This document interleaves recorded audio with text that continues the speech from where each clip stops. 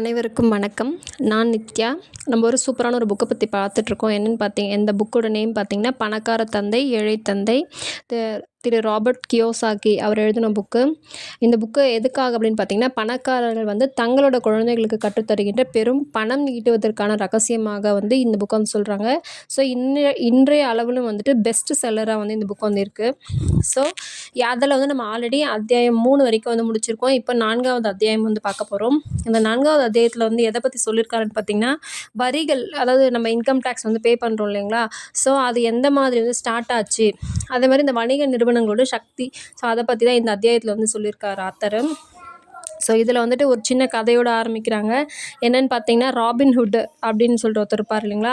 So அந்த Robin Hood வந்துட்டு அவர் வந்து அந்த பள்ளியில் படிக்கும்போது வந்து அவரை பற்றி கேள்விப்படுவாருங்களாம். ஸோ இப்போ ராபின்ஹுட்டோட ஸ்டோரி என்னென்னு பார்த்தீங்கன்னா, பணக்காரர்கிட்ட இருந்து பணம் எடுத்து கொள்ள அடித்து ஏழைங்களுக்கு கொடுக்கறது.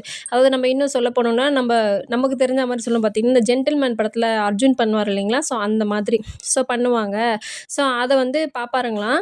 ஸோ அதை பார்த்துட்டு இருக்கும்போது என்ன நினச்சிப்பாராம், இது ஒரு வேலையா, இவன் வந்து கதாநாயகனே கிடையாது, அவர் வந்து ஒரு குறுக்கு புத்திக்காரன் அப்படின்ற மாதிரியே வந்துட்டு நம்ம ஆத்தர் வந்து நினச்சிப்பாருங்களாம். ஸோ அதுக்கப்புறம் ராபின்ஹுட் வந்து அவர் இறந்து போய் ரொம்ப நாளாக ஆயிருக்கலாம். ஆனாலும் இப்போ அவரை பின்பற்றி நிறைய பேர் வந்து வாழ்ந்துட்டு தான் இருக்கிறாங்க. அதே மாதிரி பணக்காரர்கள் வந்துட்டு ஸோ அவங்க செலவு பண்ணுறதுக்கான வரி வந்து செலவு அதாவது வரி கட்டுறதே கிடையாது. ஆனால் ஏழைகள் வந்து அதற்கான வரி வந்து நம்ம கட்டிக்கிட்டு இருக்கோம் அப்படின்ற மாதிரி சொல்கிறாங்க.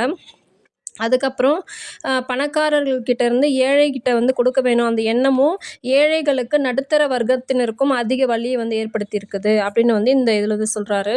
அதாவது நடுத்தர வர்க்கத்தினர் வந்து ரொம்ப அதிகமான வரி வந்து கட்டுறாங்க அப்படின்ற மாதிரியும், இது வர்றதுக்கு காரணமே வந்து இந்த ராபின்ஹுட் ஸ்டோரி தான் அப்படின்றத வந்து இடத்துல சொல்கிறாரு. ஆக்சுவலி சொல்லப்போனால் இந்த பணக்காரங்கள் வந்துட்டு அவ்வளோ வரி வந்து கட்டுறதே கிடையாது. நடுத்தர வர்க்கத்தினர் தான் ஏழைகளுக்காக வந்து அதிகமான அளவில் வந்து வரி கட்டிகிட்ருக்காங்க.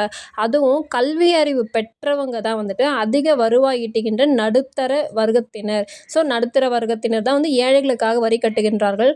ஆனால் வந்துட்டு பணக்காரங்க வந்து கட்டுறது கிடையாது அப்படின்றது இந்த இடத்துல தெளிவாக சொல்லியிருக்காரு. ஒரு விஷயம் வந்து நம்ம தெரிஞ்சுக்கணும் அப்படின்னா, இந்த வரி, அதாவது இப்போ இந்த அத்தியாயத்தில் என்ன சொல்லியிருக்காரு, வரியை பற்றி தானே தெரிஞ்சுக்க போகிறோம். ஸோ அதனால் இந்த வரி வந்து எப்படி ஃபஸ்ட்டு வந்துச்சு அப்படின்றத வந்து இந்த இடத்துல வந்து சொல்லியிருக்காங்க. அது எப்படின்னு பார்த்தோன்னா, இப்போ இன்றளவில் வந்து நம்மளுக்கு எதனா ஒரு இஷ்யூவோ சம்திங் எதுவாக இருந்தாலும் சரி, ஃபஸ்ட்டு இப்போ அமெரிக்காவில் இங்கிலாந்தில் வந்து வந்துச்சா, அதுக்கப்புறம் தான் வந்து இந்தியாவில் அந்த மாதிரி இருக்குது இல்லைங்களா? ஸோ அந்த மாதிரி இருக்கிற காலத்துலேயும் வந்துட்டு முன்னொரு காலத்தில் சொல்கிறேன், அமெரிக்காவிலையும் இங்கிலாந்தில் வந்து வரிகளே கிடையாது அப்படின்றது வந்து அதாவது இவங்க வந்து இந்த பணக்கார தந்தை வந்து சொல்லிகிட்ருக்காருங்களாம். ஸோ போர்களுக்கு வந்து செலவு பண்ணுவோம் இல்லைங்களா? ஸோ அந்த செலவு செய்யறதுக்கு வந்து எதனா வந்து நிதி உதவி செய்யுங்க அப்படின்ற மாதிரி தான் அந்த அதிபர்கள்லாம் வந்து கேட்பாங்களாம். 1799 1816 வரைக்கும், அதாவது நெப்போலியனுக்கு எதிராக வந்து ஒரு போர் நடந்ததுன்னு சொல்லுவாங்க இல்லைங்களா? அது வந்து இங்கிலாந்தில் வந்து அந்த டைமில் தான் வந்து வரிகள் விதிக்கப்பட்டது. 1861 அமெரிக்காவில் வந்துட்டு ஸ்டார்ட் ஆச்சு. அதாவது இந்த வரி விதிக்கிறது, இந்த உள்நாட்டு போரின் போது மட்டும்தான் வந்து வரிகள் விதிக்கப்பட்டது வந்து நடந்துச்சு அப்படின்னும், அதுக்கப்புறம் 1874 வருஷம் வருமான வரியை வந்து தன் குடிமக்கள் மீது ஒரு நிரந்தர வரியாக இங்கிலாந்து அறிவிச்சதுங்களாம். 1913 வருஷம் அமெரிக்காவில் வந்துட்டு வருமான வரி நிரந்தர வரியாக வந்து அந்த குடிமக்கள் மீது வந்து அறிமுகப்படுத்தப்பட்டுச்சுங்களாம். ஒரு சமயத்தில் அமெரிக்கா வந்துட்டு இந்த வரிகள் வந்து இல்லை, இதெல்லாம் போடக்கூடாது அப்படின்னு சொல்லி தேயிலை அதாவது நம்ம டீ தூள் இருக்கு இல்லைங்களா? ஸோ அது மேலே வந்து வரியை வந்து கிளர்ச்சிக்கு வந்து போர் காரணம் அப்படின்னு சொல்லிட்டு பாஸ்டன் நகர தேநீர் விருந்து தான் வந்து காரணமாக வந்து அமைஞ்சுது அப்படின்னு சொல்கிறாங்க. அதுக்கப்புறமா வந்து என்னாச்சு, மக்களை வந்து ஏற்றுக்க ஆரம்பிச்சிட்டாங்க, வரி விதிச்சிட்டாங்க. ஸோ நம்ம பே பண்ணி தான் ஆகணும் அப்படின்னு சொல்லிட்டுன்னு மக்கள் வந்து இந்த வரி விதிப்பு வந்து அவங்க ஏற்றுக்கிறதுக்கே 50 வருஷம் வந்து தேவைப்பட்டுச்சுங்களாம். அதே மாதிரி இந்த வரியானது ஃபஸ்ட்டு இந்த பணக்காரங்களுக்கு மட்டும்தான் இந்த வரி கட்டினா போதும் அப்படின்ற மாதிரி வந்து இருந்துச்சுங்களாம். அதுக்கப்புறம் என்ன ஆச்சுங்களாம், பணக்காரர்களை வந்து தண்டிக்கிறதுக்காகவே இந்த வரி உருவாக்கப்பட்டதாகவும், ஏழைகளிடமும் நடுத்தர வர்க்கம் இருக்காங்க இல்லைங்களா? ஸோ அவங்கக்கிட்டே வந்து இதை பற்றி சொல்லியிருக்கிறாங்க. ஸோ சொல்லும்போது அவங்களும் வந்துட்டு சரி சரி பணக்காரங்க தானே கட்ட போகிறாங்க, நமக்கு என்ன அப்படின்ற மாதிரி தான் அப்போ இருந்ததாகவும், அதுக்கப்புறம் இப்போ என்ன ஆச்சு, பணக்காரங்களுக்கே கம்மியாக தான் இருக்குது. ஆனால் இந்த அதாவது ஏழைகளுக்காக அப்படின்றதுக்காக நடுத்தர வர்க்கத்தினர்கள் கல்வியறிவு பெற்றவங்க தான் வந்து அதிகமாக வந்து பே பண்ணுற மாதிரி இருக்கணும் வந்து இதில் சொல்லியிருக்காரு. இதையெல்லாம் புரிஞ்சுக்கிட்ட அரசாங்கம் என்ன பண்ணுறாங்க, அந்த பணத்தின் ருசியை நல்லா தெரிஞ்சுட்டு இந்த இந்த வரியை வந்து அதிகரிக்க வந்து ஆரம்பித்தாங்க. அந்த நடுத்தர வர்க்கத்தின் மீது வந்து அதிகரிக்க ஆரம்பித்தாங்களாம். ஸோ அப்போ வந்து அவர் சொல்கிறாரு, யார் இந்த ராபர்ட் கியோசாக்கி அவரோட அப்பா வந்து சொல்கிற மாதிரி, என்னென்னா நானும் உன்னோட அப்பாவும் வந்துட்டு இந்த வரின்றது வந்து ரொம்ப நேர் எதிரானவங்க. அவர் வந்து ஒரு அரசு அதிகாரி, ஆனால் நான் வந்து ஒரு முதலாளி. இந்த இந்த மாதிரி இருக்கும்போது எங்கள் 2 பேருக்குமே வந்து பணம் வருது. ஆனால் எங்களோட வெற்றி வந்து நேர் எதிராக வந்து அளவிடப்படுது. அது எப்படின்னு பார்த்தீங்கன்னா, உன்னோட தந்தை வந்து பணம் செலவழித்து ஊழியர்களை வேலைக்கு எடுத்துக்கொள்கிறார். ஆனால் அதே அதிகமாக பணத்தை செலவழித்து அதிக வேலையாட்களை வந்து நியமிக்கும்போது அவருக்கு அரசு நிறுவனம் பெரிதாக வளருதோ அப்படின்னும், அரசாங்கத்தில் ஒரு பெரிய நிறுவனம் அதிக மதிப்பு வாய்ந்த நிறுவனமாகவும் கருதப்படுது. இன்னொரு பக்கம் என்னோட நிறுவனத்தில் நான் குறைவான ஆட்களை நியமித்து செலவுகளை சுருக்கிக் கொள்ளும்போது எனது முதலீட்டாளர்கள் என்னை அதிகமாக மதிக்கின்றார்கள் அப்படின்னு சொல்கிறார். அதனால தான் வந்துட்டு எனக்கு வந்து இந்த அரசாங்க ஊழியர்களே வந்து பிடிக்கிறது கிடையாது. ஸோ இதில் வந்துட்டு அரசாங்கம் வளர அந்த அரசாங்க ஊழியர்களுக்காக கொடுக்கறதுக்காகவே வந்து அதிகப்படியான வரி வந்து விதிக்கப்படுது அப்படின்றது இந்த இடத்துல வந்து தெளிவாக சொல்லியிருக்காரு.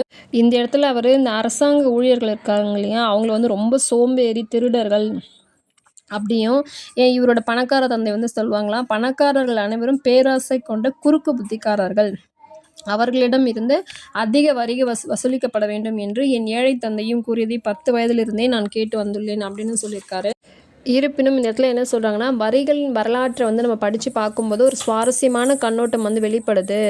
ராபின்ஹுட்டோட பொருளாதார கோட்பாட்டை பெரும்பான்மையான மக்கள் நம்பியது தான் வரி சட்ட அமலாக்கம் சாத்தியமானதற்கு முக்கிய காரணமாக வந்து கருதப்படுகிறது அப்படின்னு சொல்கிறாரு. பணக்காரர்களிடமிருந்து காசை எடுத்து மற்றவங்களுக்கு கொடுத்தது தான் வந்து அந்த கோட்பாடு. பிரச்சனை என்னவென்றால், அரசாங்கத்தின் பணப்பசி மிகவும் அதிகமாக இருந்த காரணத்தால் படிப்படியாக நடுத்தர வர்க்க மக்கள் மீது அதிக வரிகள் வந்து விதிக்கப்பட்டன. பின்னர் அது கீழ்த்தட்டு மக்களையும் வந்து சேர்த்து பாதிச்சிடுச்சு. அதனால் இந்த பணக்காரர்கள் என்ன பண்ணாங்களாம், பணக்காரர்கள் ஒரு வாய்ப்பை வந்து பார்த்தாங்களாம். என்ன அப்படின்னு பார்த்தீங்கன்னா, ஒரே மாதிரியான விதிகளை கொண்டு விளையாடுறது இல்லை. பணக்காரர்கள் வணிக நிறுவனங்களை பற்றி நன்றாகவே அறிந்திருந்தனர். கப்பல்கள் விடப்பட்ட காலத்தில் இவை மிகவும் பிரபலமாகின. ஒவ்வொரு கடற்பயணத்திலும் தங்கள் சொத்துக்களுக்கு ஏற்படக்கூடிய அபாயத்தை குறைப்பதற்காக பணக்காரர்கள் வணிக நிறுவனங்களை உருவாக்கினாங்களாம். ஸோ பிறகு அந்நிறுவனங்கள் ஒரு பயணக்குழுவை திரட்டி வட அமெரிக்க கண்டத்தில் புதையல்களை தேடி கண்டுபிடிப்பதற்காக குழுவை அனுப்பி வச்சாங்களாம். கப்பல் மூழ்கி போச்சு அப்படின்னா அதில் பயணித்த அந்த குழுவினர் வாழ்க்கை பலியாகும். ஆனால் பணக்காரர்கள் அந்த குறிப்பிட்ட பயணத்தில் முதலீடு செய்த பணத்தை மட்டுமே இழக்க நேரிடும் அப்படின்னு இந்த இடத்துல ரொம்ப தெளிவாக சொல்லியிருக்காரு. சட்ட ரீதியான வணிக நிறுவன அமைப்பு முறை பற்றிய அறிவுதான் உண்மையிலேயே பணக்காரர்களுக்கு ஏழைகள் மற்றும் நடுத்தர வர்க்கத்தினருக்கு கிடைக்காத பெருத்த அனுகூலத்தை கொடுக்கிறது. என்னதான் வந்து பணக்காரர்கள்கிட்ட இருந்து பணத்தை எடுத்து ஏழைங்களுக்கு கொடுத்தாலும், ஒரு கூட்டத்தினர் வந்து என்னதான் சொல்லிட்டு இருந்தாலும், பணக்காரர்கள் அவர்களோட வெற்றி கொள்வதற்கு சாதுரியமான ஒரு வழியை வந்து எப்போதுமே வந்து அவங்க வந்து கண்டறிஞ்சிட்டு தான் இருந்தாங்க. வரிகள் இவ்விதத்தில் தான் இறுதியில் நடுத்தர வர்க்கத்தினர் மீது ரொம்ப அதிகமாக வந்து விதிக்கப்பட்ட ஒரு பெரிய காரணமாக இருந்துச்சுங்களாம். பணக்காரர்கள் வந்து புத்திசாலிகளாகவும் சாதுரியமாகவும் வெற்றி கொண்டார்கள். பள்ளியில் கற்றுக் கொடுக்கப்படாத ஒரு பாடமான பணத்தின் சக்தியை அவர்கள் புரிந்திருந்ததுதான் இதற்கு காரணம் அப்படின்னு வந்து சொல்றார் நம்ம ஆத்தர். இந்த இடத்துல வந்து ஒரு சின்ன சார்ட் ஒன்று வந்து போட்டிருக்காங்க. என்னென்னு பார்த்தீங்கன்னா, அதாவது அவங்களோட அசட்டில் இருந்து ஒரு வருமானம் வருது. அந்த வருமானமே வந்து திரும்ப இன்னொரு வருமானம் உருவாக ஒரு காரணமாகவும் இருக்குது. அதேமாதிரி ஒரு செலவு வந்துச்சுன்னா அந்த செலவுக்காக மட்டுமே எடுத்து இந்த பணக்காரர்கள் வந்து செலவு பண்ணுவாங்க அப்படின்னு வந்து இதில் வந்து கொடுத்துருக்காரு.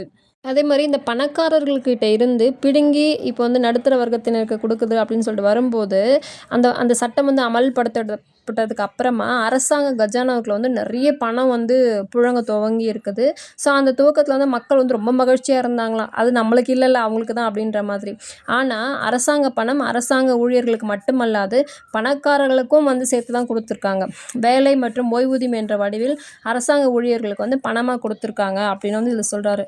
மீண்டும் அடுத்த பதிவில் சந்திப்போம். தேங்க்யூ. லைக் பண்ணுங்கள், ஷேர் பண்ணுங்கள், கமெண்ட் பண்ணுங்கள்.